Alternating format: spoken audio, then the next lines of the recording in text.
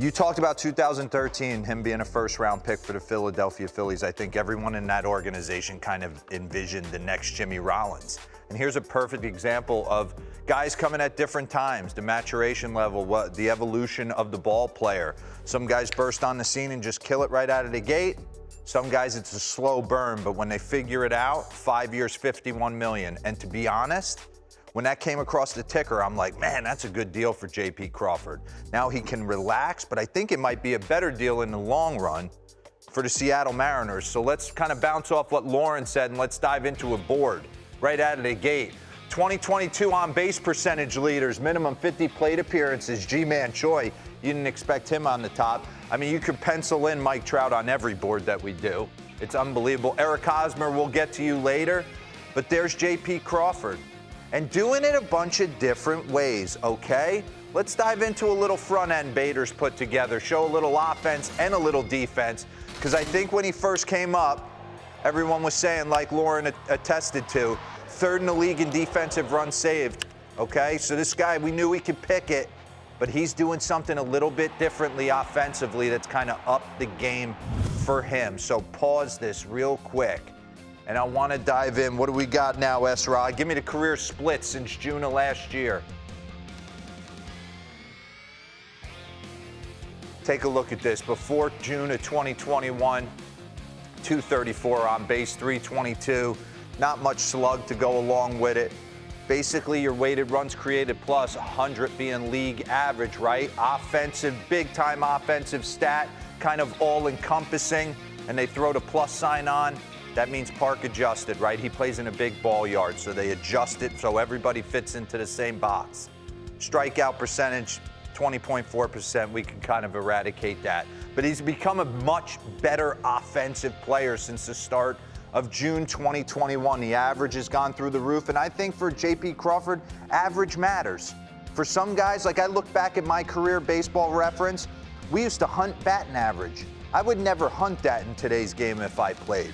But I think for a guy like J.P. Crawford, batting average is an important one. He's got to find his way on base, 364, slugging a little bit hotter, and he's better than your average big leaguer. So what has he done at the plate since he's first broke in? Give me the try screen and leave it here for a second. I mean, you just see the initial setup, right? Kind of jumps out at you. He's tried different things with his hands. And we used to talk about this in Texas. Everyone always wants to worry about upper body, upper body, upper body. Where are my hands? Are they next to my ear? Are they out here? And Rudy Jaramillo, the hitting coach down there for the longest time, talked about if you can get your lower half, if the base sinks up, you could put your hands anywhere. And that is the truth.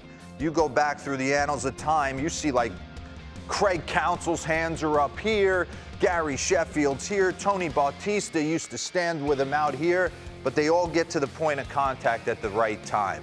So sync up the lower half, right? But you take a look, he tinkered with his hands. 18, hands are behind the helmet. Now we're gonna put them a little bit more out front with a little bit more of a crouch.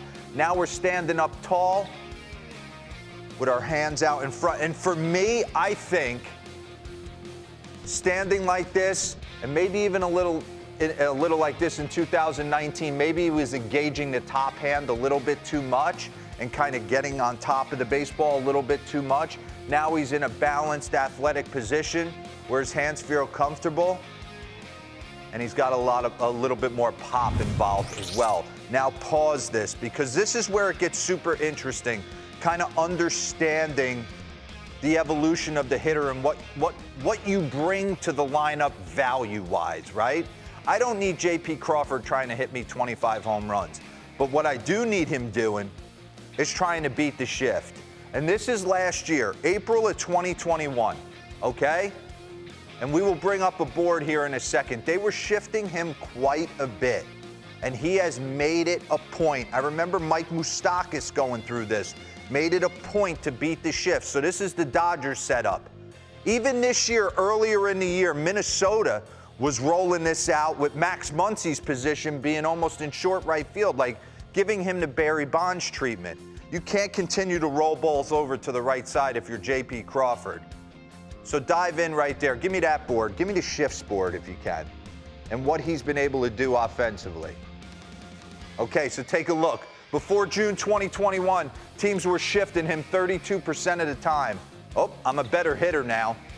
They're shifting me 20.6% of the time. I'm using the entire field, and I'm going to beat you in different ways. Look at the batting average. 337, and the slug's gone up. He's the 4th highest in Major League Baseball during that span.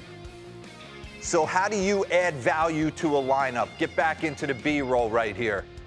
This is J.P. Crawford at his best. He gets count leverage. You know that he could go deep. Here's April 2022 right now. Pretty generic setup.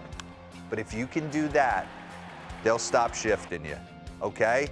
And him on base is a stolen base waiting to happen. Runner in scoring position. He's got wheels for days. So this little chop right here down the left side changes everything. And then they get back into their generic setup like we learned in our Little League practice. And then you're able to find more holes.